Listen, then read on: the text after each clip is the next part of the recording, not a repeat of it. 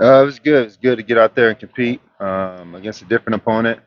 Very versatile defense and what Flo do in Minnesota, and it was good to go out there and see different looks and just compete. What were some of the things you liked versus some of the things you disliked? I know that the offensive line had their problems yesterday, but what were some of the things that you liked and disliked? Yeah, I don't consider any of those are problems. It just comes down to communications, different looks. This is a joint practice. Usually, going through the week, you kind of have preparation, looking at film, things like that. But in training camp, you kind of just show up and you kind of try to do the base rules. And sometimes the base rules, the defense might have tendencies that might override those base rules. What we talk about as an offense. So yeah, I'm very confident in my offensive line. Each one of those guys, they work hard, they study hard, they try hard. So all that stuff can be fixed, and that's why we go through training camps and we practice against different teams. But yeah, overall, there's some good things out there. Keep stacking these days, keep learning, keep growing from it. It's not going to always be perfect, but we always strive to be perfect, and that's why we call it practice and training camp. It seems that there's an audition going on at left tackle. Jed is still out. What do you think's going on at left tackle? How do you Yeah, feel? whoever's in is gonna play hard. They're gonna compete. And that's all we ask for is just to be able to be the best you, and communicate with all the other guys up front to make sure we all on the same page. And we know our standard when we step out on the field. If You you work increase so the hard on yourself all the time, and you are a perfectionist. We've seen that the whole time that you've been here. There's been a few times along the way in this practice where you can tell that you might be getting a little bit frustrated, or at least that's what it has looked like. That you might be getting a little frustrated with the way things have gone. But maybe it's an incorrect perception.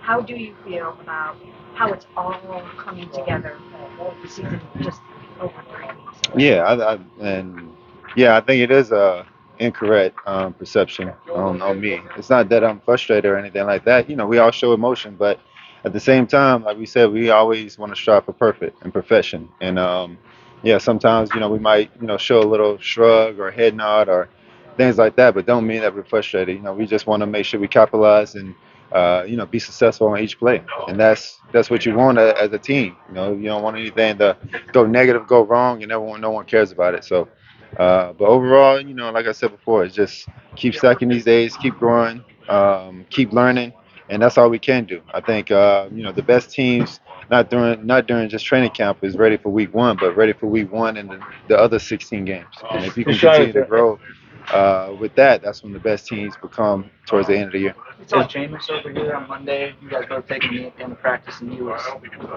always looks animated, but he looked animated talking to me. What was that conversation about? Yeah, I mean that conversation is just a personal conversation. It's just both of us just chopping it up. That's how we always talk. So it wasn't anything that was going on with practice or anything like that. It was just, one of those deals that we're, speaking on whatever we were speaking on at the moment, and we just got finished with conditioning, so I was cooked. I was tired. And then he came over. He just being Jameis and just being a motivator, a leader, a good friend, and a great teammate. So we were just talking about just everything that kind of went on. And you you got grow some. pretty much every day since camp began. How do you feel strength wise and stamina wise from when camp began? I feel really good. Each and every day is a test to that stamina, to that strength, to the preparation that I put in. From the day I got out of surgery, and I think that again, I give all my credit to Dr. Elatrash out in LA, Elite Ultra Sport and their staff with the rehab. Dr. Rob, my PT, bodywork guy, going back to Billy Voltaire, my strength and condition, Quincy, my QB coach. I mean, everyone, the staff here with the training staff with Joe and their team. I mean, everyone's been on the same page, and that's what we've been. We on the right pace, right track, and if we wasn't on that process, I wouldn't be throwing every day. So it's been good. Follow, given that you've only played 12 games in the last 3 years, are you okay that you're not getting snaps in the preseason? Is that kind of overrated, or are you content with what the plan is? I mean, the biggest thing with the preseason games, I think it comes down to operational. You're not going to do too much in preseason. You're not going to show anything. So it's really just operational. So that's why I take a lot of reps, if not majority of all the reps in these joint practices, because it's game like going against different opponents, different things. So um, Yeah, I mean, for me, it doesn't matter. At the end of the day, once you step on the field, you got to perform, you got to play. So, How do you think working in this offense with Ken Dorsey is going to make you a better quarterback this season? it's a different scheme that is very similar to what I did before in Houston, coming from the same kind of similar background, and just being able to have, Ken, who played the position, being with some high class quarterbacks in Cam and Josh Allen, and just being around a lot of football. Very smart, and he's a very player led coach, just like Stefanski, and he let his players kind of do what they need to do for their talent to be shown. Deshaun, off of Tom's question about the preseason, Kevin said the plan is for you to play in Seattle. How excited are you looking for toward that opportunity to get back there and in a game setting? And how do you sort of mentally prepare yourself, to get into kind of game week, that sort of mode? You just take it one day at a time. Like right now, we're in training camp mode, so we're focusing on today. But whenever that time comes, and whatever that day presents, we focus on that. So at the end of the day, it's just competing. You just gotta go out there and compete, and just go play football. With the Deshaun, shoulder, do you you got some fire ink the other day that you posted about 5 weeks back. Walk me through that back piece. I'm sure it was a lot of things on there meaningful to you. Harrison Square, okay. For sure. Walk me through it and everything like that. Yeah, so my back piece is my story, it's my lifeline. I got my mom, and I have my beautiful queen lady, Jillian, two of my heroes of my life. And then I got, two little, I forget what you call them, pieces of an older me and a younger me holding hands. And it's basically an outlook of, on top is more glory with the clouds. And it's basically an outlook of just my story. And it just kind of trickles on down. Harrison Square, 15 Harrison Square is a Section 8 apartments I grew up in, where I learned how to play football, learned a lot of just about life. And then I have the rings, state championship, national championship, and then of course I have the other one whenever that comes, the Super Bowl one. And then I have, the Popeye is forever strong. So whatever you go through, just being strong and taking it one step at a time. And then I have the Astro World 6. That's for like my friends back home, my homeboys. It's six. Well, it's really eight of us, but at the time it was six of us. We call each other the Six. I actually have it tatted right here too. Yeah, that's for my homeboys. And then the Martin Luther King was just being African American, a guy that I looked up to growing up during school, and then having a dream. As a young kid, growing up in Harrison Square, the percentage is very low and of making it out, not just football, but just in life in general. So I have a lot of people that I grew up with that I looked up to, and that's still in the kind of in the same predicament that they were before. But when you looking up as a kid to those type of people, and then the roles were reversed, and they want their kids and themselves to look up to me. It's a high standard that I continue to carry on my back and on my shoulder. So hopefully I didn't miss anything. I got my snowflakes, and each snowflake has a name in it. I have my brothers, Tyreek, Dietrich, and then my sister, and then I got one for the at the bottom is Watson for the Watson family. Um, yeah, I think. Then I got legendary, of course, being legendary, and yeah, I think that was pretty much it. If I missed something, then it's part of my story. Dope, man. This is all in one session too, right? Yeah, all in one session, most definitely. Shout out to Otega Inc. out of Arizona. Sean, can you talk about just how important Jameis has been to you this whole entire off season and preseason and just those talks that you had on the field? How much does that mean to you, and how do you think that's really helped you throughout this whole season? Yeah, it's going to help both of us. I think, coming from similar but different backgrounds, he's been, played a lot of football. He's been at the highest level, been around other pro quarterbacks. So for me, it's be able to learn and build off the knowledge, and then vice versa. Him learning from me and what I see in different schemes and different offenses and success that I had. So, we feeding off each other, and not just us two, but the whole room. Snoop, DTR. We're a brotherhood. So, every time you see us moving, it's probably one of us with each other. So, that's the chemistry and the love that we have in our room is definitely one of the best I've ever had. is there something you still have to surgery yourself with the shoulder? No, just keep stacking the days and keep trying to make each and every throw like before, and it's only going to continue to get better. What about taking a hit late? Do you think that will be valuable if you play in that Seattle game like Kevin plans? Nah, Do you feel like you need to take a hit? Nah, I'm not trying to take a hit. So that's not even on my mind. I'm trying to just come out clean each and every game. So that ain't on my mind to take a hit for sure. Deshaun, when did you officially get like medically cleared for contact? Because Kevin had mentioned earlier in the week that you have been medically cleared. Probably before training camp, to be honest.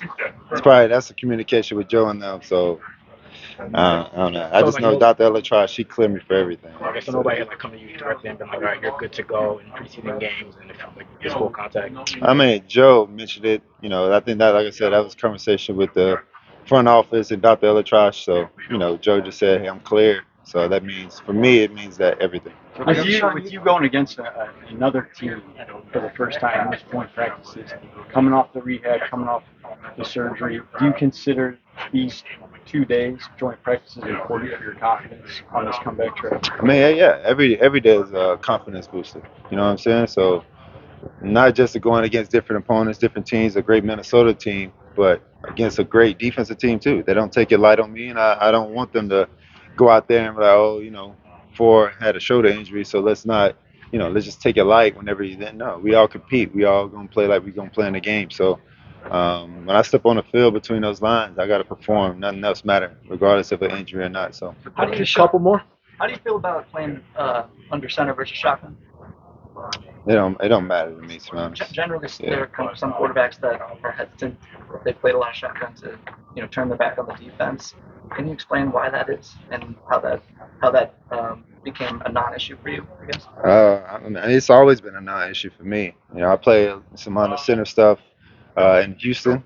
Did a lot of that play action stuff under center. So for me, it was right now. I mean, 8 years in, like it doesn't bother me. If you would have asked me my rookie year, maybe, but not. Sean, how much is it helping you to have to go against Myles Garrett in practice? It seems like he's in beast mode this camp. How much is it getting you ready for Micah Parsons in the season to have to deal with Myles every day?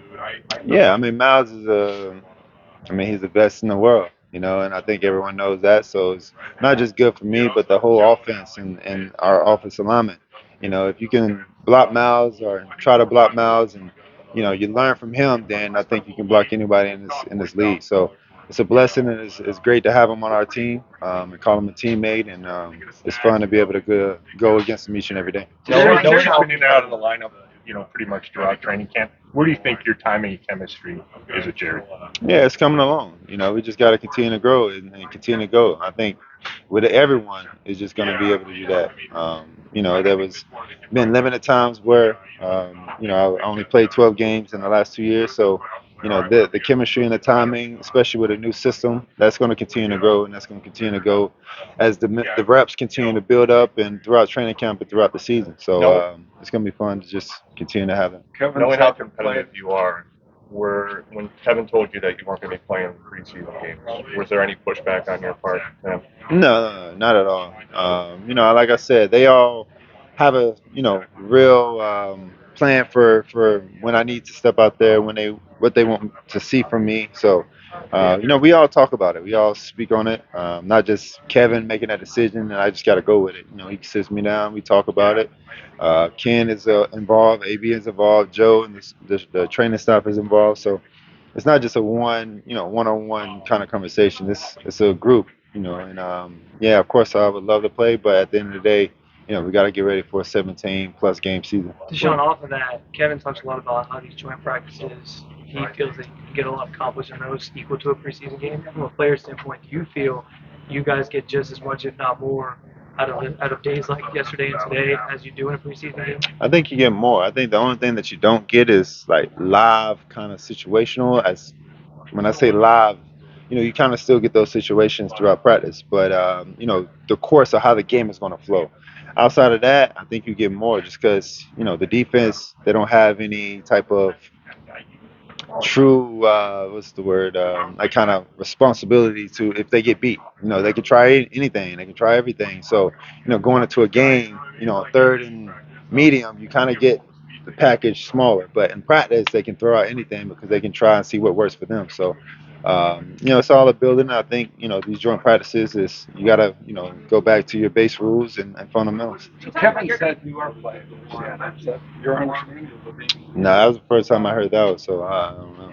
But if I am, I'm playing. You said the team's planning to have you play Okay, on a preseason game. You didn't hear that? that's fine with me. Yeah. I Talk don't about your even know. connection with Jameis, and for you in this game, how important is mentorship, and how much of a role does that play in being able to go out there through tough stuff and adversity?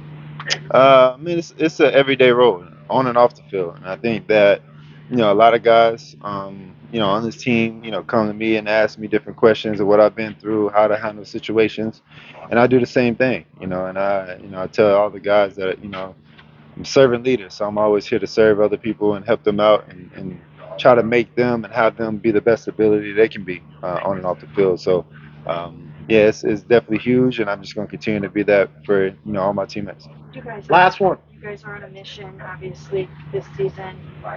Does the Mike Paul situation present any kind of a distraction for you guys, or are you so locked in that you're closing ranks and can deal with stuff? Yeah, we all locked in practicing, and that situation is going to get handled with the front office, and we just gotta keep focusing on what the main thing is. Thank you. Thank you. Thanks. Appreciate it.